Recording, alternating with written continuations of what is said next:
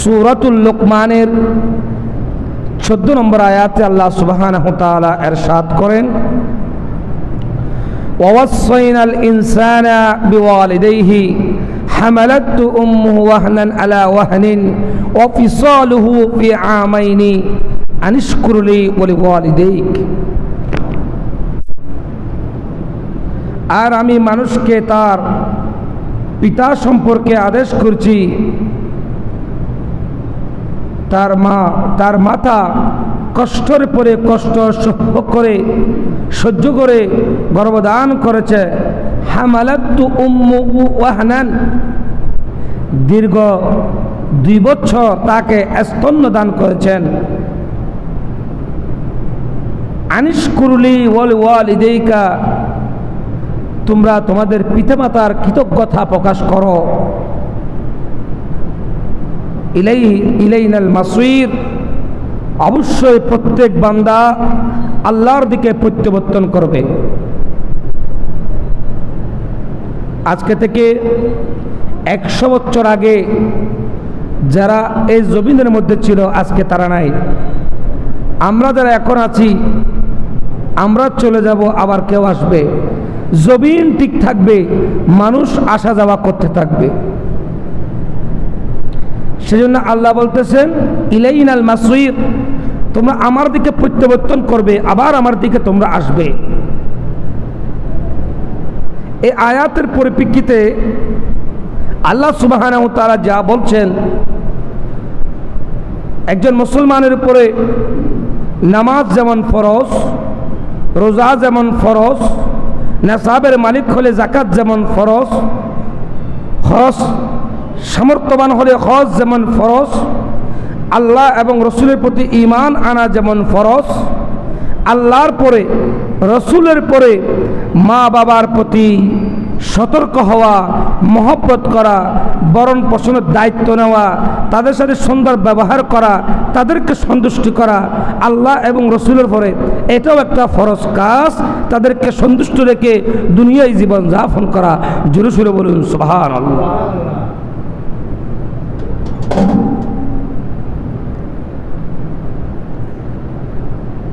ওয়ালিহাযা ফরদাল্লাহু আলাল আওলাদি বিররুল ওয়ালিদাইন ওয়া হারামা হুকুকাহুমা, তাদের সাথে নামাজ রোজার মতো, হজ যাকাতের মতো যেমন ফরজ কাজ, তাদের সাথে সুসম্পর্ক রাখা, তাদেরকে সন্তুষ্ট রাখা, এটাও ফরজ। তারপর ওয়া হারামা হুকুকাহুমা,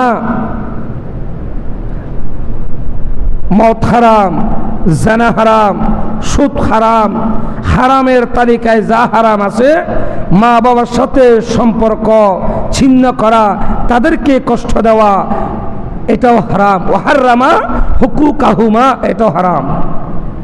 তাহলে ফরজের মধ্যে ফরজ হলো মা বাবার সাথে সম্পর্ক রাখা, হারামের মধ্যে হারাম হলো তাদেরকে কষ্ট দেওয়া। মা বাবাকে কষ্ট দেওয়া হারাম, তাদের সাথে সুসম্পর্ক রাখাটা ফরজ ইবাদত। জোরে বলুন সুবহানাল্লাহ। আমরা ফরজ ইবাদত হিসেবে জানি নামাজ, আমরা ফরজ ইবাদত হিসেবে জানি যাকাতকে জানি, আমরা ফরজ ইবাদত হিসেবে হজকে জানি, আমরা ফরজ ইবাদত হিসেবে অন্যান্য ফরজগুলোকে আমরা যেভাবে ফরজ হিসেবে গ্রহণ করতে পেরেছি, আল্লাহ এবং রসুলের পরে মা বাবাকে ভালোবাসা, মহব্বত করা, আদান প্রদান করা, সুসম্পর্ক রাখা, এটা যে ফরজ, এটার প্রতি আমরা গাফেল, ঠিক না? রাসূল করিম সাল্লাল্লাহু আলাইহি ওয়াসাল্লাম কোরআনুল কারীম আল্লাহ সুবহানাহু ওয়া তাআলা ইরশাদ করেন, ওয়া'বুদুল্লাহা ওয়া লা তুশরিকু বিহি শাইআ, আল্লাহ ছাড়া অন্য কারো মুখাপেক্ষী হওয়া যাবে না। এক আল্লাহ, কুল হুয়াল্লাহু আহাদ আল্লাহুস সামাদ লাম ইয়ালিদ ওয়া লাম ইউলাদ ওয়া লাম ইয়াকুল লাহু কুফুয়ান আহাদ। अल्लाह एक है और दूसरा नहीं, अल्लाह एक है।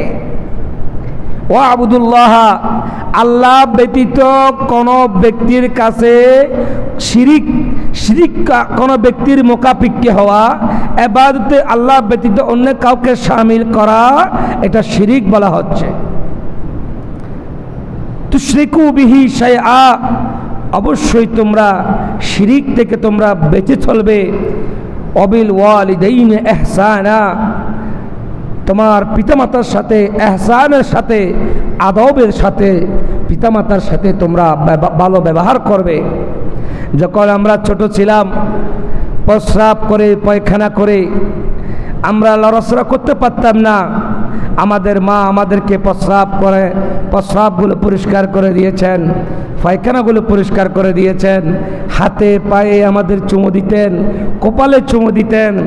এই যে আমাদের প্রতি মা বাবা যে ইহসান করেছে, দয়া করেছে, আল্লাহ বলতেছেন অবিল ওয়ালিদাইনি ইহসানা, যে মা বাবা 10 মাস 10 দিন গর্ভধারণ করে কষ্টের পরে কষ্টে করে, হামালাতু উম্মুহু কুরহা ওয়া ওয়াদআতহু কুরহা ওয়া হামলুহু ওয়া ফিসালুহু, যে কষ্টের পরে কষ্ট ধারণ করে যে মা তোমাকে গর্ভধারণ করেছে, অবিল ওয়ালিদাইন ইহসানা, তোমরা তার প্রতি ইহসান করো, সুন্দর ব্যবহার করো, তার প্রতি তোমরা সুসম্পর্ক রাখো। আল্লাহ এবং রসুলের পরে সবচাইতে বড় ইবাদতের কথা আমার নবী বলেছেন অবিল ওয়ালিদাইন ইহসানা, যে মা 10 মাস 10 দিন গর্ভে রেখে 2.5 বছরে 22 মণ 13 কেজি দুধ খাওয়াইতে পারেন, যে মা 1 ফোঁটা দুধ 7 ফোঁটা রক্ত উৎপন্ন থেকে হয়ে থাকে, 7টি হাড্ডি ভাঙলে যেমন ব্যথা, একজন মা প্রসব যন্ত্রণা সহ্য করে সন্তানকে দুনিয়ায় জন্ম দিয়ে যে ত্যাগ তিক্কা স্বীকার করেন, অবিল ওয়ালিদাইন ইহসানা, তোমরা তার প্রতি ইহসান করো আল্লাহ রসুলকে খুশি করার জন্য। এর চাইতে আল্লাহর জমিন আর কোনো বড় ইবাদত নাই। জোরে সুরে বলুন সুবহানাল্লাহ।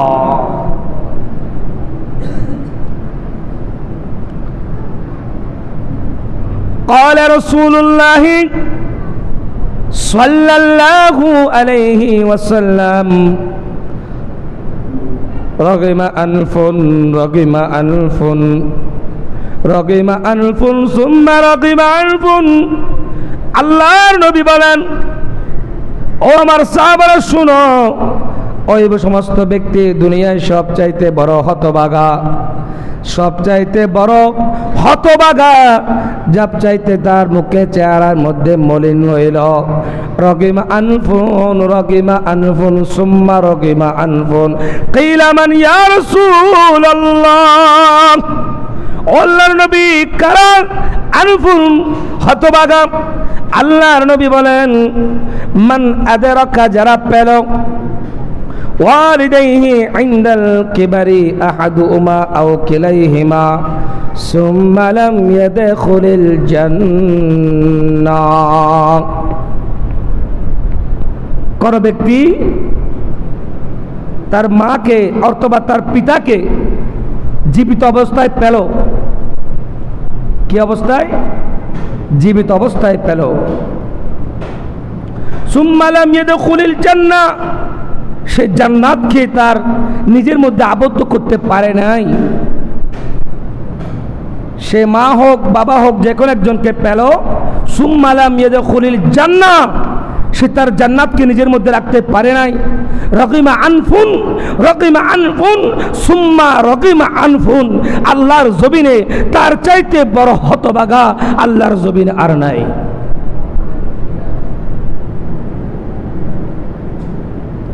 আমার নবী বলেন, অপর হাদিসের মধ্যে রাসূল করিম সাল্লাল্লাহু আলাইহি সাল্লাম বলেন, নাহনু ইনদা রাসূলিল্লাহি, আল্লাহর নবীর দরবারে একজন সাহাবী আসলেন। ইজা জাআহু রাজুলুম বানি সালামা আফাকালা ইয়া রাসূলাল্লাহ হাল বাকিয়া মিন বিররিল আবওয়াইয়া শাইউন আবওয়াহুমা বি আবাদা মাউতিমা।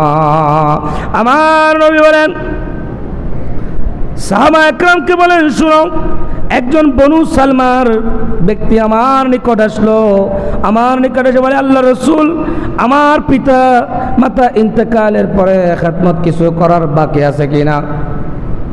ইয়া রাসূলুল্লাহ, মান বাকিয়া সালামাতা, যে আমার পিতামাতা ইন্তেকাল করেছেন, এরপরে আমার করণীয় কি?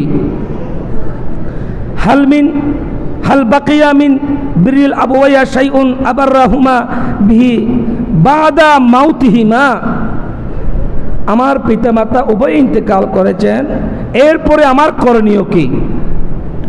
আমার নবী বলেন, ক্বালা নাআম الصلاة عليهما والاستغفار لهما وإنفاذ عهدهما من بعدهما, অবশ্যই তোমার করণীয় হলো বেশি বেশি তাদের জন্য মাগফিরাত কামনা করা, দোয়া করা, ক্ষমা চাওয়া, ওয়াল ইস্তিগফার, ক্ষমা চাওয়া, ওয়া ইনফাযু আহদিহিমা, তোমার মা বাবা যদি কারো দুনিয়ার সাথে চুক্তিবদ্ধ লেনদেন থাকে তা পরিশোধ করা।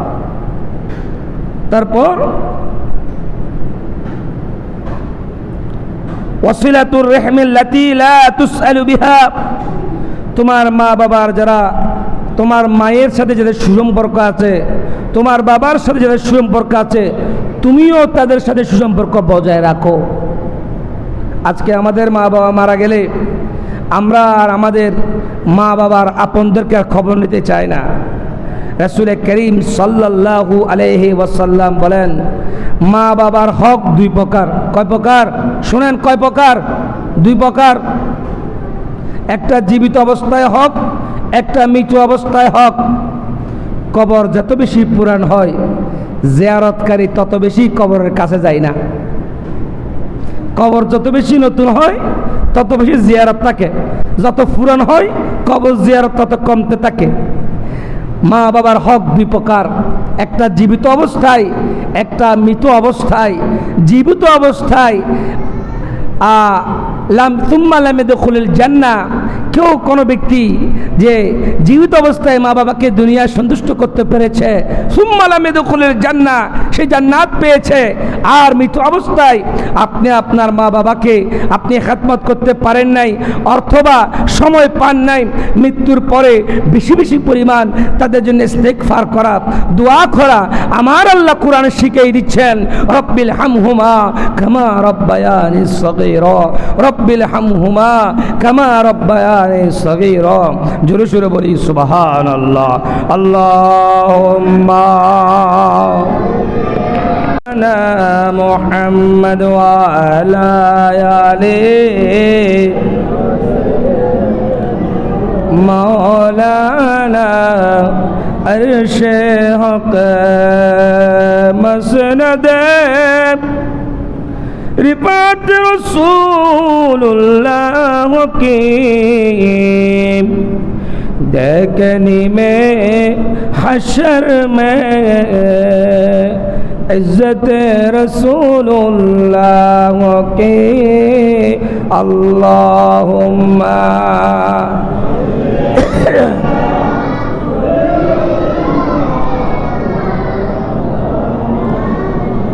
ওয়ালা আলি মাওলানা। প্রিয় হাজিরিন, একটু গভীর মনোযোগ। আন নবী হুরায়রা রাদিয়াল্লাহু তাআলা আনহু قال قال رسول الله صلى الله عليه وسلم من أحق بحسن صحابتي। আল্লাহর নবীর কাছে একজন সাহাবী আসলেন, ও আল্লাহর নবী, আমার সবচাইতে হকদার ব্যক্তিকে। ও আল্লাহর নবী, আল্লাহ এবং রাসূলের পরে দুনিয়ায় কাকে আমি সন্তুষ্ট করব, কাকে খুশি করলে আল্লাহকে পাওয়া যাবে, রাসূলকে পাওয়া যাবে। আহাক্কু বিহুসনি সাহাবাতি। আল্লাহর নবী বলেন ক্বালা উম্মুকা, তারপর বললেন ক্বালা উম্মুকা সুম্মা মান, ক্বালা উম্মুকা, এভাবে তিনবার বললেন। সাহেব বলেন ক্বালা লাম আবুকা সুম্মা আদনাকা। প্রথমবার উম্মুকা, দ্বিতীয়বার সুম্মা, অতঃপর রাসূল, উম্মুকা, অতঃপর রাসূল, উম্মুকা।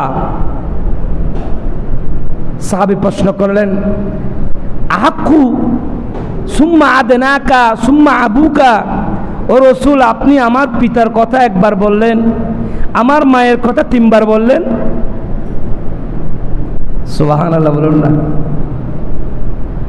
আমার নবী বলেন, শোনো, একজন হামালাতু কুরহা ওয়া ওয়াদাআতু কুরহা ওয়া হামলুহু ওয়া ফিসালুহু। শুনো ও বান্দা, একজন মহিলা যতটুক কষ্ট সহ্য করে দুনিয়ার বুকে সন্তান প্রসব করে, সায়েন্সের ভাষায় বলেন, একজন মহিলা মৃত্যুর থেকে যদি ফিরে আসে, সেটা হলো সন্তান জন্ম দেওয়ার পরে আবার ফিরে আসে। আমাদের ডাক্তার সাহেব এখানে বসে আছেন, সায়েন্সের ভাষায় বলেন কোন সন্তান গর্ভে পরিপূর্ণতা আসলে 7 মাস 1 দিন হওয়ার পরে ওই সন্তান যে পরিমাণ লড়াচড়া, পেটের মধ্যে লড়াচড়া করেন, একজন মা খাইতে পারে না, উঠতে পারে না, বসতে পারে না, ঘুমাইতে পারে না, ইবাদত করতে পারে না। সায়েন্সের ভাষায় বলেন, ওই সন্তান 7 মাস 1 দিন হওয়ার পরে ডেলিভারি হওয়ার আগ পর্যন্ত সন্তানের মাথা কানা নিচের দিকে চলে যায়, পা উপর দিকে চলে আসে, আর উপর দিকে চলে আসার কারণে সন্তানের পা দুটা মায়ের কলিজার পাশে সেট করে দেওয়া হয়। আর সেট করে দেওয়ার পরে ওই দিন থেকে শুরু করে শয়তান কমপক্ষে 4,500 বার মায়ের কলিজায় লাথি দিয়ে একজন সন্তান দুনিয়ার বুকে আসে। তাই আল্লাহর নবী বলেন, আল জান্নাতু তাহতা আকদামিন উম্মাহাতিন। ও মানুষ শুনো, আমাদের পায়ের নিচে থাকে জুতা, আর মা জাতির পায়ের নিচে থাকে জান্নাত। আল জান্নাতু তাহতা আকদামিন উম্মাহাতিন। জোরে বলুন সুবহানাল্লাহ। আমরা পুরুষ, আমাদের পায়ের নিচে থাকে জুতা, আমাদের মায়ের পায়ের নিচে থাকে জান্নাত। ক্বালা উম্মুকা ক্বালা উম্মুকা ক্বালা উম্মুকা। হাদিসে পাকের মধ্যে এসেছেন, একজন সাহাবী রাসূল করিম সাল্লাল্লাহু আলাইহি ওয়াসাল্লামকে ইরশাদ করেন, যখন আল্লাহর নবী বলেন যে তোমরা তোমাদের মা বাবার চেহারাগুলো দেখো, মকবুল হজের সওয়াব হবে।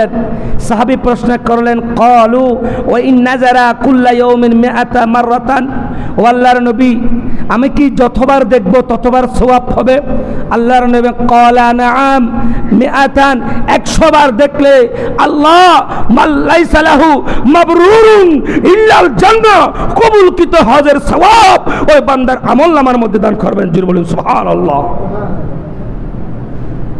আমি আমার বক্তব্যের শুরুতে আপনাদেরকে বলেছি, নামাজ যেমন ফরজ, রোজা যেমন ফরজ, যাকাত যেমন ফরজ,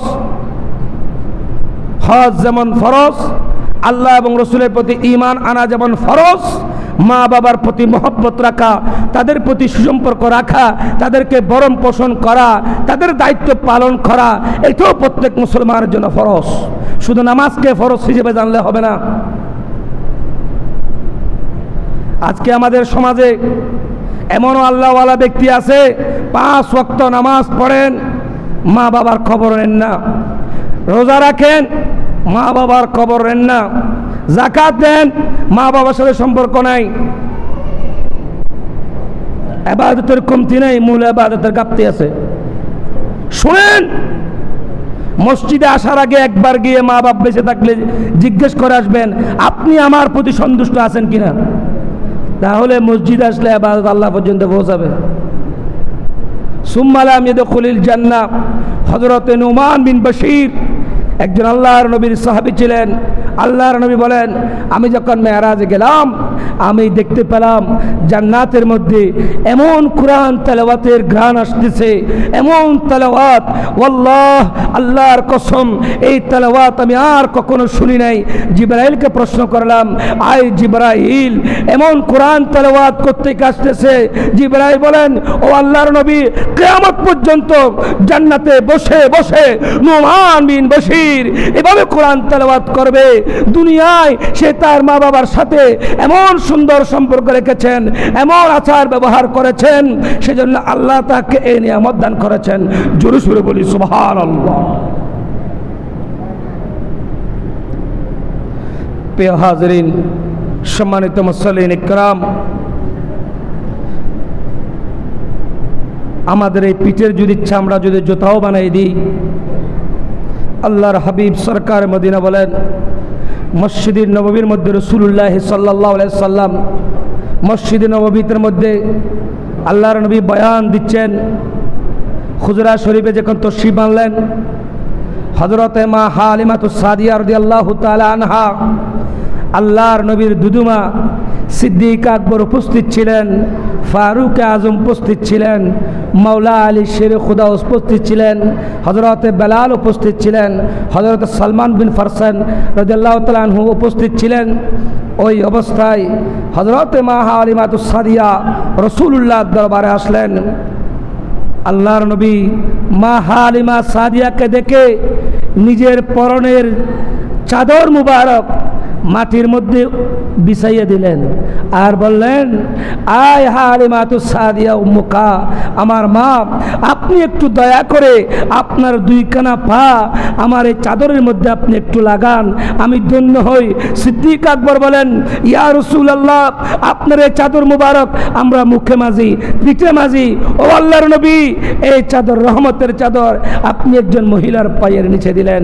আমার নবী বলেন, এটা মহিলা নয়, এটা সাধারণ কোনো মহিলা নয়, এটা হালিমাতুস সাদিয়া, যার দুধ পান করে আমি নবী বড় হয়েছি। জোরে সুরে বলি সুবহানাল্লাহ। অত্যন্ত পরিতাপের বিষয়, দুঃখের বিষয় হলো রাসূল করিম সাল্লাল্লাহু আলাইহি ওয়াসাল্লামের সবচাইতে বড় আদর্শ হলো নিজের মা বাবার সাথে সুসম্পর্ক রাখা। হযরতে ওয়াইসুল কারনী, যার ব্যাপারে রাসূল করিম সাল্লাল্লাহু আলাইহি সাল্লামের বাণী ছিল, ওয়াইসুল কারনী সম্পর্কে আপনারা শুনেছেন। আল্লাহ রাসূলের কাছে ওয়াইসুল কারনী দামি হওয়ার কারণটা হলো তিনি তার মায়ের ভক্ত ছিলেন। হযরতে বাইজিদ বুস্তামি সুলতানুল আরিফিন বলেছেন, যাকে সুলতানুল আরিফিন, আরিফিন শব্দের অর্থ হলো ওলিদের আরিফিন। এক গ্লাস পানি নিয়ে সারা রাত মায়ের জন্য অপেক্ষা করেছিলেন। মা জিজ্ঞেস করলেন, সন্তান, আমার বাবা, তুমি কি এভাবে সারা রাত দাঁড়িয়েছিলে?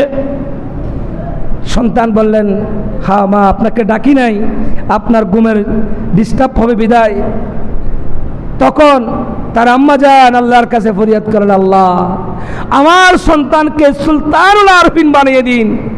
আল্লাহ জগৎ বিখ্যাত বাইজিল বুস্তামি বানিয়ে দিলেন। জোরে বলেন সুবহানাল্লাহ। প্রিয় হাজরিন, সম্মানিত মুসল্লিন ইকরাম, আপনারা আজকে জশ্নে জুলুসে ঈদে মিলাদুন নবী সাল্লাল্লাহু আলাইহি ওয়াসাল্লামের আজকে আপনারা মাহফিল করতেছেন। রাসূল করিম সাল্লাল্লাহু আলাইহি ওয়াসাল্লামের সবচাইতে বড় আদর্শ হলো লাকাদ কানা লাকুম ফি রাসূলিল্লাহি উসওয়াতুন হাসানা। আল্লাহর নবীর বড় আদর্শ হলো নিজের মা বাবার সাথে সুসম্পর্ক রাখা। ওয়ালা সাউফা ইউতিকা রাব্বুকা ফাতারদা। আয় রাসূল, আপনাকে এত পরিমাণ নিয়ামত দিব যে নিয়ামতে আপনি আশ্চর্য হয়ে যাবেন।